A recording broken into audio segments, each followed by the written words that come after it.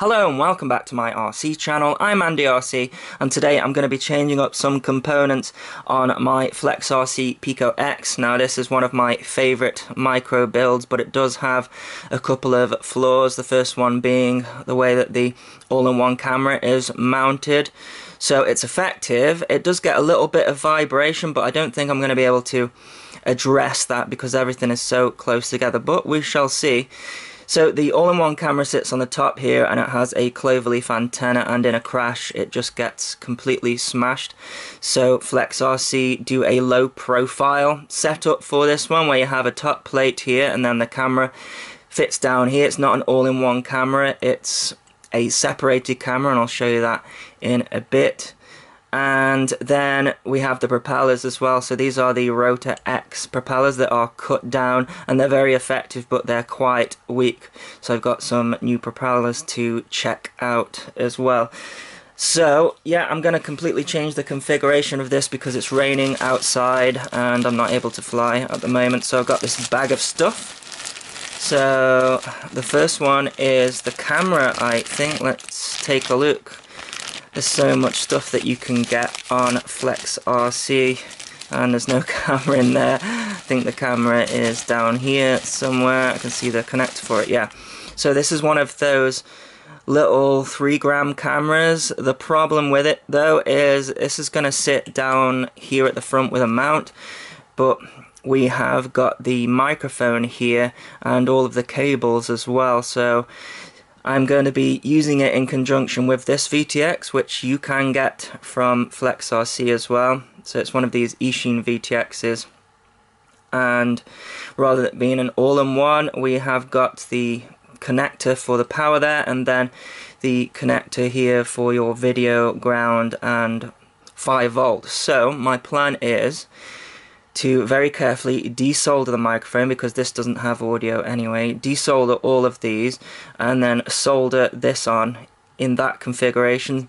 And then there's a mount in here somewhere which I will try and find. I've got so much stuff. So let's just take everything out of this bag here. So yeah, this is the mount for the camera, but as you can see here, the camera's going to sit that way and it's not going to go in there. So we have a little screw that goes underneath there, and that matches up with the hole at the front there. So the idea is that that sits on there at an angle. Your camera goes on there and the VTX tucks in here somewhere. So I think I can use one of the spare motor screws for that, so we shall see. I've got a bunch of spare standoffs and also these other components as well, so I guess this is for if you want to put a full-size VTX on there, but I'm not going to do that. I'm going to use this guy because I think it looks pretty neat. So that's gonna sit on the top there like that, and then this little cover here I think is gonna hold the VTX underneath there as well. Gonna need to move my receiver around and stuff as well. And yeah, these are the props that I was talking about. So these are the Jamfan 4-blade 2035 props. So those should replace those directly and we won't have to cut them down anymore. I might also put this surround on it as well because it's raining at the moment. I don't know if I'm going to get a chance to fly outside. So we've got these stands here as well, and that's going to sort of sit there. It's going to add a little bit more weight, but maybe we might lose some weight taking all of this off. We'll have to see. So yeah, I got plenty of stuff to keep myself busy today. So the first thing to do is take this thing apart and prepare it for the components. This is why these props are no good. Look, just removing it from the quadcopter snaps them. So yeah, definitely need to replace those. Okay, so you can see that I'm a little bit further along here, and I have rerouted the DSMX Lemon RX satellite underneath the flight controller between the ESC board, and I've put some foam on top of that as well to stop anything shorting out. And then we have got the little camera mount there, and I had to use one of the little plastic standoffs, the same as this, rather than the motor screw to get that in, and that has gone in nicely. Just cut it to length there, and then the next thing to do is to install the camera. Now this was really tricky to do. So this is the camera, I cut off the microphone and desoldered it, and then desoldered all the individual wires. And then I have reversed the wires upside down so that it can fit into this mount here, because it goes in that way around, and that was very fiddly to do. So yeah, only if you're into really miniature soldering, have a go at this one. And then that VTX is going to sit on the top there, plug into this connector that I've already got there, and then this plate's going to sit on the top, and then this plate will sit on the top of that. And then hopefully my antenna can come out here somewhere. That's the plan anyways. Okay, so I'm almost getting there, but I just want to talk about these props. Now, I do prefer them to the Rotor X props, but there's still a technique in getting them on. So these screws here, they fit really tight, but the center pin is extremely tight. So it's quite difficult to get the prop on. So what I do is put the 2 screws in the propeller here, and then put the middle pin onto the motor, and then I'm just lining them up, but this is really difficult to press on now, so I'm making sure that they are lined up perfectly and then pressing them down like that, and you'll hear a click when they both sit in. But if I go to screw them both in now, that won't work because this is fitting so tight. So now you have to push the prop down as flat against the motor as it will go, and this is really difficult because you've got 2 screws and also the center pin going against that as well, and you can see it's still not quite sitting down there. So really gonna have to push hard and make sure that that is sitting flat. It is so tough to do, but I've done it on all of the other ones, and then hopefully when you start screwing this in, then it will then start to go. There we go. Yeah, so I like the props, but not as easy to get on as others. Okay, so that was pretty easy to put together. As you can see, I've installed the prop protector here, and that's because I'm going to be flying this indoors today because it just will not stop raining, and it doesn't seem likely to stop anytime soon either, which is frustrating for getting reviews out and videos out, but there you go.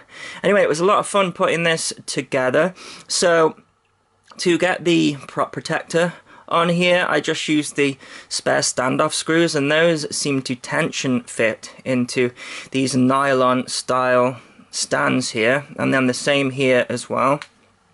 The only thing that I will say is that it seems like it's going to get in the way of the camera a little bit at the front, and of course we can't put one of these stands at the front, otherwise that will completely block the view, which does mean that the prop protector isn't quite on symmetrically. You can see there that the props come below it there, but here they are completely in line. I do still think though that it will stop any damage being caused by it being hit at the front, but we shall see there.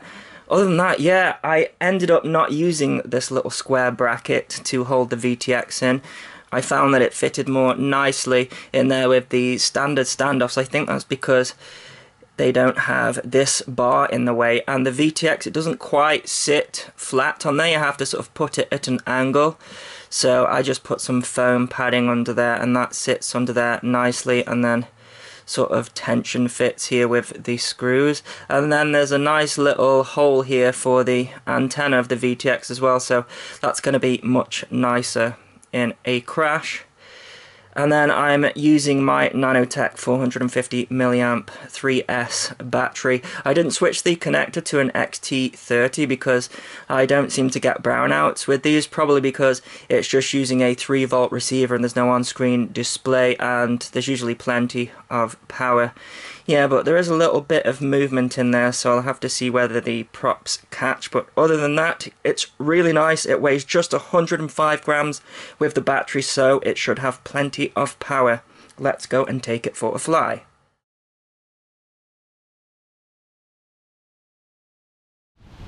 This has got to be the ultimate test for this guy today. We have 25 mile per hour to 30 mile per hour winds, I'm struggling to stand up. I hope you can hear me. Somehow it still flies. Let's check out the punch. The wind's blowing it away. But somehow it still flies. Amazing. Still loads of punch even with that duct on. Prop protector, sorry, it's not a duct. Will it fly acro in this crazy wind? Yes, it will.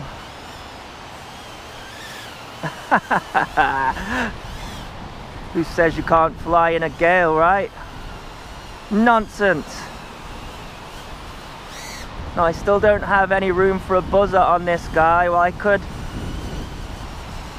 mount it on the top maybe, but they have cut this grass in a weird way. Just look at those trees. I'm standing here and I'm literally getting blown to the ground. Yeah, this little Pico X somehow, it's almost like there's no wind. It's incredible. I can't think of a better test than this. I hope you can hear me okay. So I can't hear me very well. Just look at the punch on that. Doesn't matter how strong this wind is. Come on, come at me. Not even affected. Okay, it's affected a little bit. Just look at the speed on this thing. The wind got underneath it a bit then. Ah, I love this model. It looks so cool as well. Look at those trees go.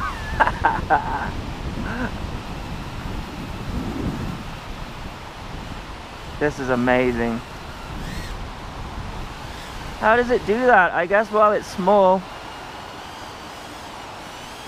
But you'd think that it would just get blown away with this wind, and you know, it's not doing really. Amazing. Come at me, wind. Yeah. Doesn't even get blown away from me.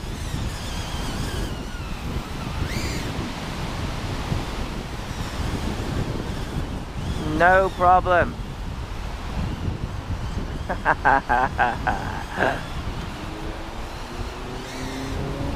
Nice roll in the 30-mile-per-hour wind there. No problems. Oh, okay, it might be affected there a little bit. Whoa! Come on! That is crazy. And it still flies. Listen at that.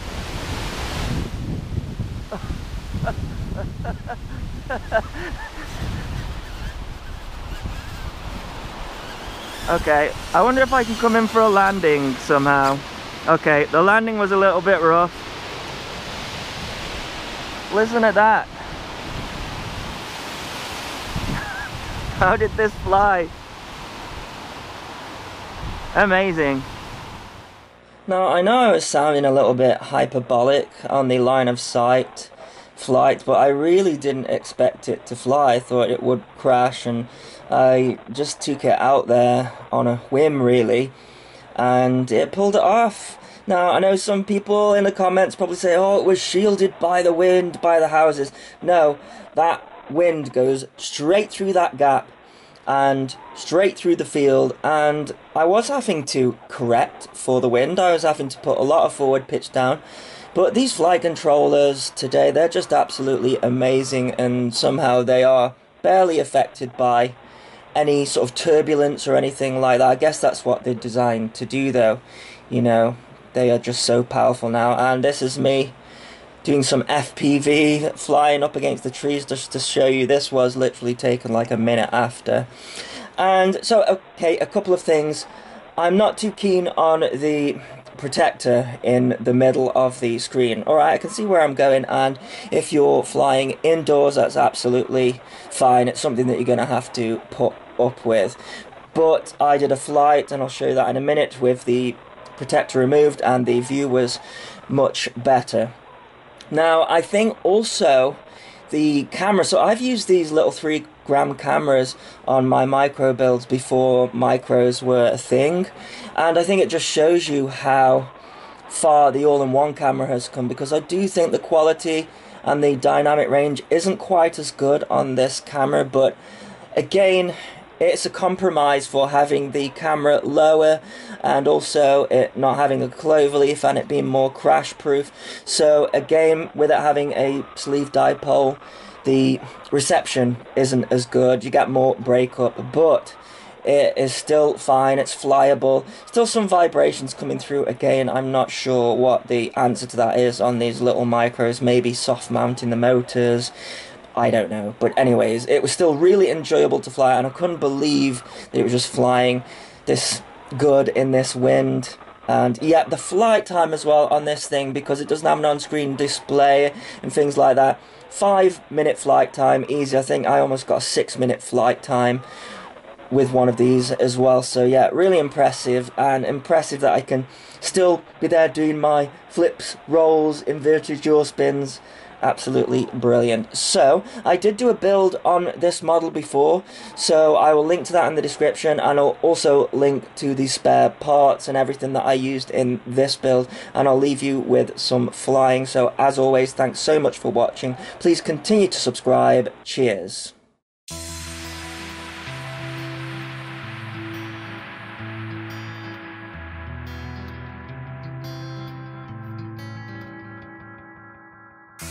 Inside the book that I wrote are all the words that we spoke, yet only with our eyes. Now is the time to choose. Somebody wins and some lose. I can see through your disguise. Lay it down, hope for something better. Looking at the clouds, decide